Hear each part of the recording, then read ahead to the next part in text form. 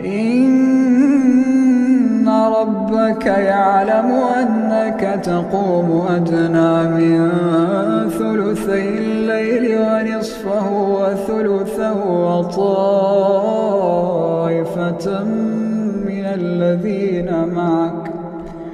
وطائفة من الذين معك والله يقدر الليل والنهار علم أن لا